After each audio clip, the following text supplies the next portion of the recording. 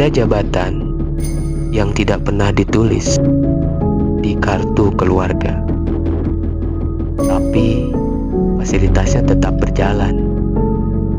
Lucunya, semua orang tahu jabatan itu ada, tapi semua sepakat tidak membahasnya. Dia bukan istri, bukan juga pacar.